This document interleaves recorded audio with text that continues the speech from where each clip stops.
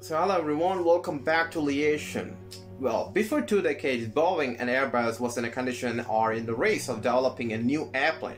So what the Boeing and Airbus did is they did their own research. They did their own global market forecast on commercial aviation to know what kind of airplanes that airlines were seeking is going to seek in the future.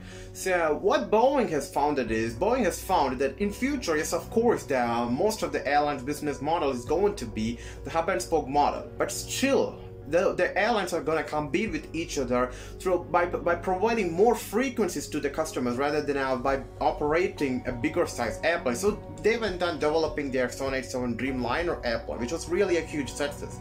And on the other side, what Airbus has found out is that Airbus has found, of course, the future is going to be a hub and spoke model, and the airlines was in a huge need of a bigger size airplane. I mean, bigger like never before. So then comes with an idea of developing the A380 airplane, which is the world's biggest commercial passenger airplane which was ever made, and also it is the world's costliest passenger airplane which was ever made.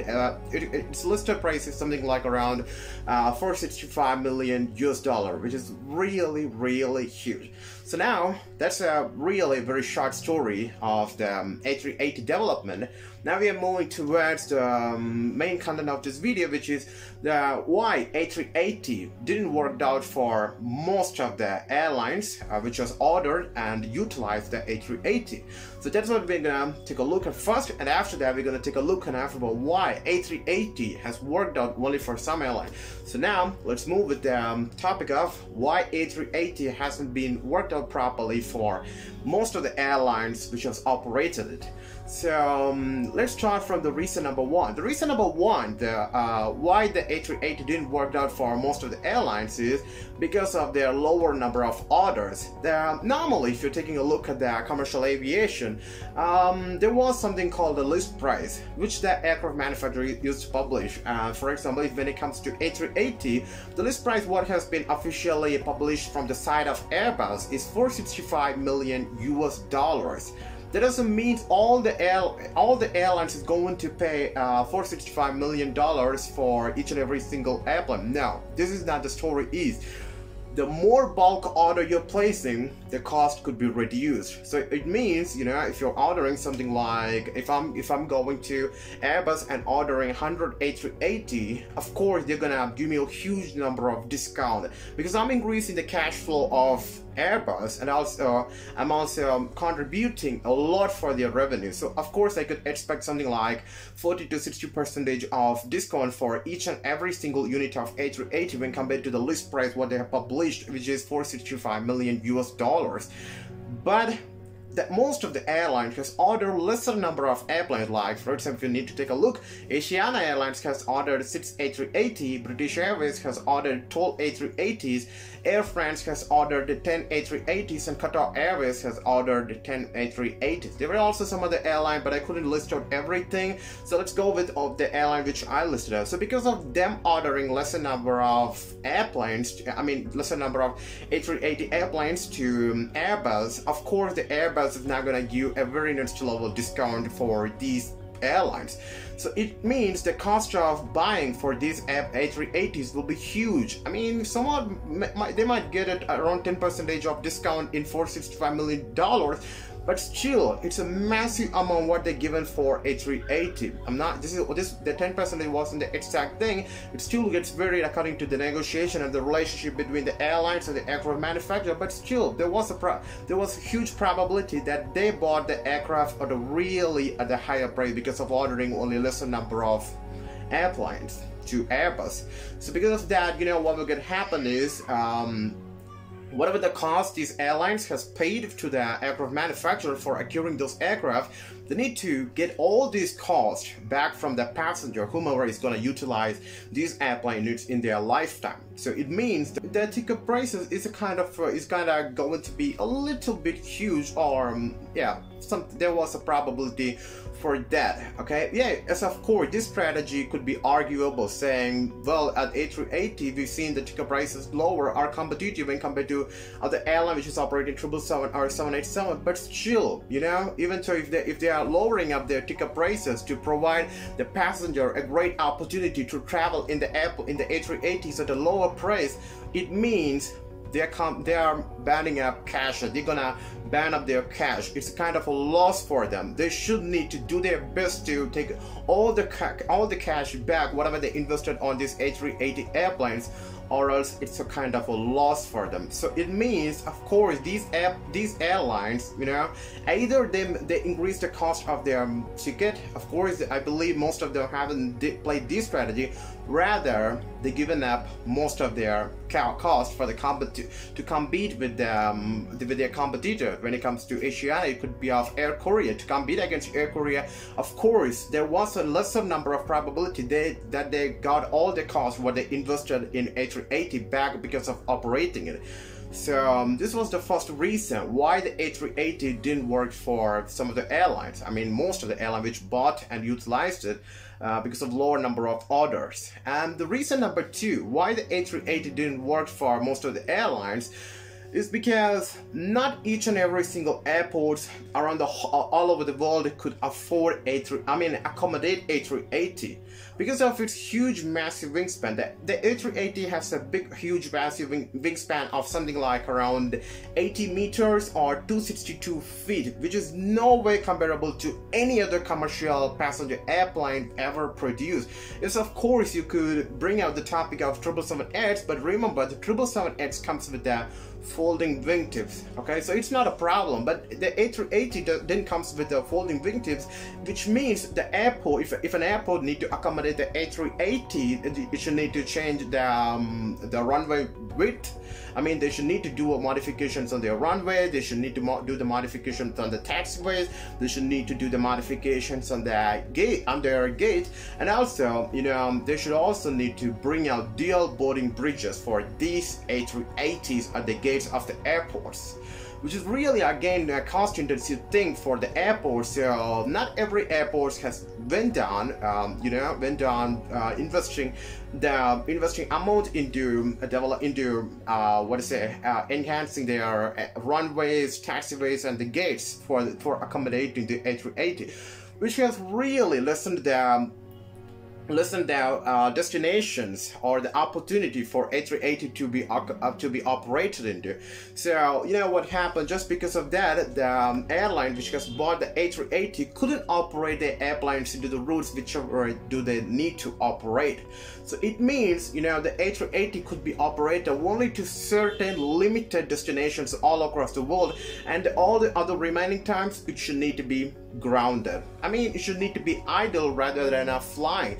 So whenever the airplane has been grounded, of course it's banning cash. Remember, when the airplane is idle, it's banning cash, because, you know, even though if the airplane is getting parked somewhere, of course they should need to pay their parking fees. Okay, so it's kind of a real headache for the airlines without any kind of doubt. You might argue by saying, well, rather than doing that, they could keep on operating, like for example Qatar Airways, Doha to New York JFK, New York JFK to Doha, Doha to Frankfurt, Frankfurt to Doha, Doha to Narita, Narita to Doha. They could keep on operating, but here's the problem. There should need to be demand to keep on operating by having a lesser turnaround between each and every single flight. There won't be any demand to fill all these seats within a very short period of time.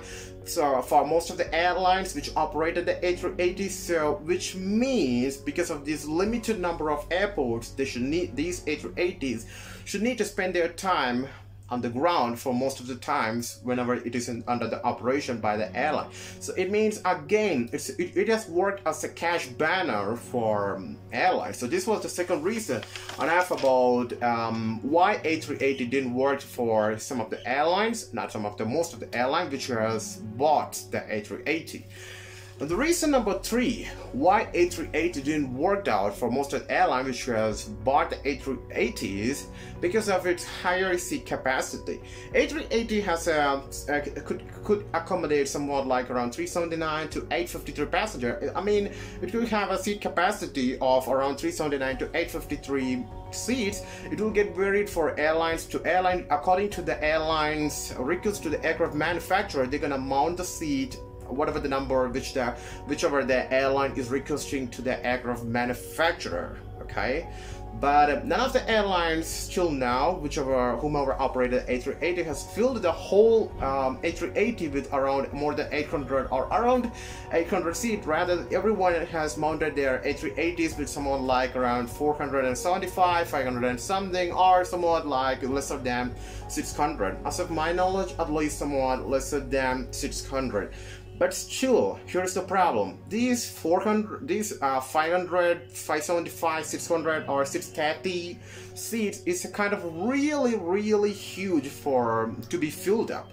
Okay, so those huge capacity, the huge number of seats in A380 could be fillable at the timings like the summer. Yes, of course, at the timings like summer, the A380 operators could fill up those seats. But at the other time period, it's a kind of a really harder thing for the airlines to fill all of those seats which are available in the A380, especially during the times of winter. Airlines will really has struggled really a lot more to fill up all of those seats whichever they had in the A380, which means they are flying their airplanes with a very lesser number of passengers on board, which means of course they couldn't even touch the break-even point where there was no profit and no loss, which means once again the A380 is working as a cash banner for most of the airlines. Okay, because of huge number of seat capacity, the airlines couldn't fill each and every single seat, at least, which is fair enough to touch the break-even point. So this has worked as once again cash banner for the airlines. Okay, so this was the third reason why the A380 didn't work for most of the airlines. And the reason number 4 is fleet commonality. Okay, so if you're taking a look at aviation, not aviation, forget about aviation, of course. Well, let's go with one airline particularly. Let's go with one of the A380 operator, which is Asiana Airlines. Okay, so currently Asiana Airlines, not currently, at 2019, I haven't touched the COVID time periods because I'm not sure about do they retain some. I believe they haven't retained any of the A380s, but still I just want to touch the 2022 or 2021 timing. Rather, I'm sticking with the 2019. Okay, so that's the timing. Everything was fine for Asiana and all the A380 operators. So in that particular timing, you know, if you're taking a look at the fleet of Asiana Airlines, which is one of the A380 operator, it's filled with airplanes like A320, A330, A350, A380, 747, 767, and 777. Okay, every airplane which is set still now is just only the passenger variant and not the freighter variant. Okay, so they got something like around 7 different kinds of airplanes into their fleet, which was really huge. Okay, so it means, you know, what's the problem is, the more number of variant airplanes you have, the more investment you need to invest on buying up the spare parts for the airplanes, or else at the training and maintenance of the airplanes. Which means, for example, you know, Asiana Airline need to train their cabin flight attendants to work on A380. At the same time, they should also need to train their flight attendants to work on 747, 777, 767. Alright, this was really a huge number of investment for them. Okay, well, for them, of course. Or else, at least what they should need to do is they should need to specially train only a limited number of flight attendants to work on A380. Okay, so anyway, in any of the ways, however they're working, they're gonna it's a kind of a huge not a good investment for them. Okay, so because of that, if you're having multiple fleets in your airline, multiple different kind of aircraft in your airline fleet, of course you need to invest more on the training and development of your your employees, which could be our flight attendants, which could be our maintenance engineers, which could be our pilots. I said earlier, I think, yeah, pilots, flight attendant, yeah. Anyway, pilots, flight attendant, and maintenance engineers need a huge amount of investment to be trained to work on different airplanes. Okay. At the same time, when it comes to the spare cost, you know, because of Asiana having a different airplanes into their fleet, they should need to always have backup spare parts of A320, A330, A350, A380, 777, 747, and 767.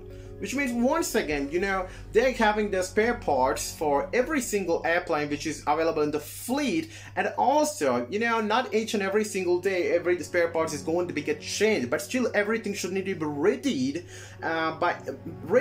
okay, even though if it is not getting utilized, because if something went wrong, it should need to be utilized rather to avoid the flight cancellation. So everything will be prepared for any kind of situation, which means they should need to invest a huge amount of money for buying up the spare parts of each and every single airplane.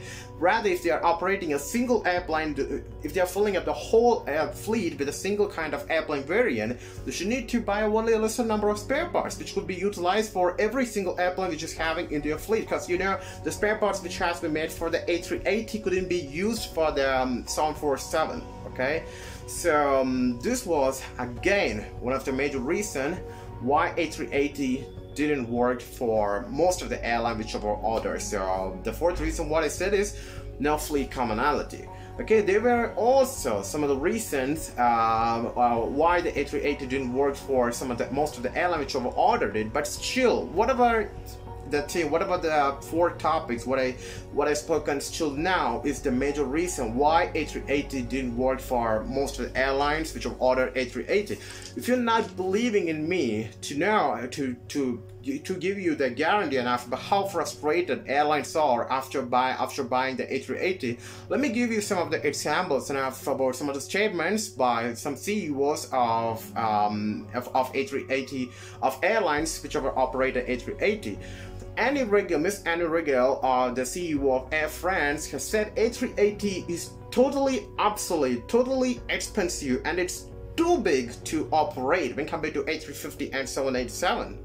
Okay, so she said a really big statement. I just shortened it down and I just took the main point and I'm just saying it. What she said is, it's really big and expensive to operate. It's a kind of really a frustrated word from the airline CEO. It's again proving A380 is not really good for, really went on right way for Air France. And when it comes to Qatar Airways CEO Mr. Akbar Al-Baker, who is one of the most reputed CEOs around the world, I mean, when it comes to aviation, world, he's really one of the most reputed person. And even what he said is, A380 option was our biggest mistake. Just imagine, one of the best CEO in the whole commercial aviation industry is saying A380 option was our biggest mistake. Their proposal, their buying of 10 A380 is the biggest mistake what they made. This is how worse the A380 has been for most of the airline which were used the A380. Okay, so now we are done with the topic enough about why A380 didn't work for most of the airlines, and now we are moving to the good part, which is to know why the A380 worked for some airlines. Okay, rather than saying some airlines, I could better say why A380 do really work well for Emirates particularly. Okay, if you're taking a look at the whole A380 operators, there is no one has really hugely, massively enjoyed operating A380, but there is only one airline which was really enjoyed in a very greater way because of operating the A380, which is Emirates. They made an order of more than 123 A380s. Yes, of course, they made an order of 123 A380s, and they had something like 115 A380s in their fleet, but still, you know, they managed to make a profit before COVID-19. Maybe at 2019, I think they made a loss, but still before that, they made a lot of profit because by using this A380. So I could get your question. You were thinking of how it was a possible thing, and that's what we're gonna decode right now. Okay, so the first strategy, what the Emirates has followed to make a lot of profit by using the A380 is they made a bulk order to Airbus for the A380 airplane. If Emirates has really made a huge order, not what you're thinking, like it wasn't 20, it wasn't 30, it wasn't 50 or 70, rather it was whopping 123 A380 order. Yes, Emirates has made around 123 A380 order to Airbus. Just because of that, there was a huge probability that the Emirates has received each and every single A380 unit for around 40 to 60% of discount, which means they could provide the ticket prices at a very lower they could provide their tickets at a very lower cost when compared to any other A380 operators, because of their purchase of A380 at a very lower price. Okay, so their bulk order of A380 was the first reason which really helped Emirates to make a profit by operating A380. And if you're taking a look at the reason number 2 and half about why the A380 worked for Emirates Airline, it's just because most of their target routes has a slot limitation. If you're taking a look, if you doesn't know what I'm speaking about when it comes to slot limitations, you know, for example, if you're taking a look at the airports like London Heathrow, a lot of airlines wants to operate to London Heathrow, but the problem is it has been hugely crowded, so not every airline is gonna get an opportunity. You know, for each and every single landing timings, you should need to buy from the London Heathrow airport by giving up millions of US dollars. Okay, so what the problem even Emirates faced is that most of the routes wherever Emirates is operating their airplanes into has something called a slot limitation, which means the timing is totally limited. They couldn't occur any more timing. So because of that, they should need to replace those they should need to operate those routes only with the high capacity airplanes like A380. Okay, so which has really a great mixture, which has helped Emirates to utilize the A380 in a very better and also in a perfect way to make a lot amount of revenue by using A380 because of slot limitation. But the demand is huge, but they couldn't operate more flights. But still, A380 has given an opportunity for Emirates Airline to operate to the routes where the slot has been limited. So this was the second reason which has helped Emirates Airline to make which has helped Emirates Airline to successfully operate the A380. So when it comes to the reason number 3, which has helped Emirates to successfully operate the A380, it's just because of Dubai International Airport or because of their hub and spoke model. When it comes to Dubai International Airport, it is working as a transit hub for most of the airlines all across the world, and at the same time, a lot of people around the world, whoever is flying from the west to east or from the east to west, used to shift their airplanes. I mean, airplanes or airline. Like for example, if someone wants to travel from Sydney to London Heathrow, no, Frankfurt. Yeah, okay, let's consider it just Frankfurt. Sydney to Frankfurt. The airplane which has been taken off from Sydney will land at the Dubai International Airport. And right over there, the passenger will get 2 opportunities: either to travel in the same aircraft with the same airline which has brought them to the Dubai International Airport, or to shift themselves to Emirates Airline. Okay, so because of that, what's happening is a lot of Dubai is working as one of the major hubs for transit airplane. So because of that, you know, a lot of passengers were shifting up their airplanes to Emirates rather than trying to travel in the same airplane. Okay, I'm not saying everyone, but still the numbers were huge. At the same time, Emirates is following a massive hub and spoke model, which is operating to the routes wherever the airlines were not operating, and at the same time bringing out passengers from all across the world to a very single point called Dubai International Airport. Okay, and from there they were providing the opportunity for the passenger to move to the airplanes. I mean, according to the destination, wherever do they need. They were lot of destination the Emirates were connecting passengers to. So, you know, it's a kind of they were bringing up the passengers together, they're crowding it up, and then they are segregating the passengers, which means they could fill the A380, even if their nation is small, because of they're bringing out passengers from all across the world, they could fill their A380, not like some of the airlines like Lufthansa or Asiana Airlines. Okay, so because of this strategy, Emirates could really enjoy operating the A380. Finally, we are moving to the last strategy which has helped Emirates to successfully operate the A380, which is fleet commonality. So of course, I could hear what you people are saying. You were saying Emirates is not only operating A380s, they were also operating 777. Here is one thing which you do really need to understand. When compared to any other A380 operators, same as like Emirates, it could be of Asiana or Air France. Currently they rotate every A380s, but still they operate once upon a time.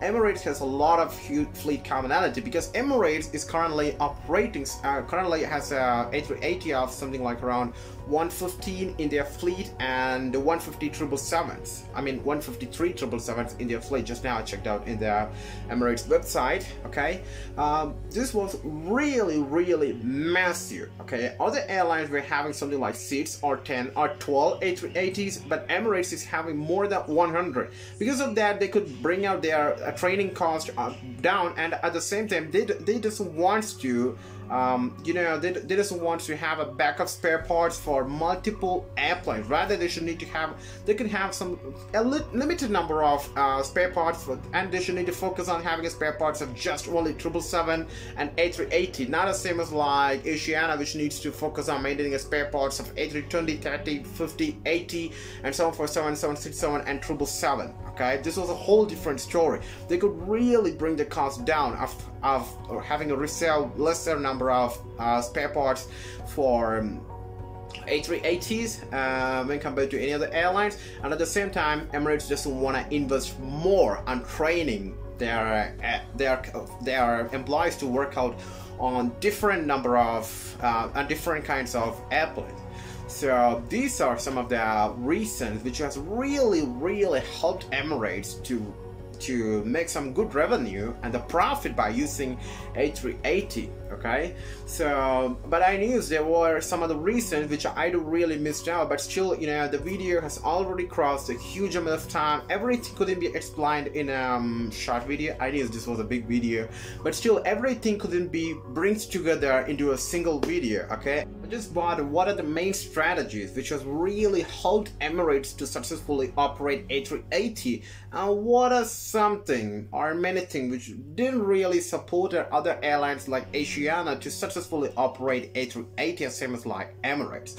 So that's it for today, and I believe you all has learned something new by watching this video, and thanks for watching, and I'll see you back in my upcoming next video. So until that, as I always used to say, love aviation.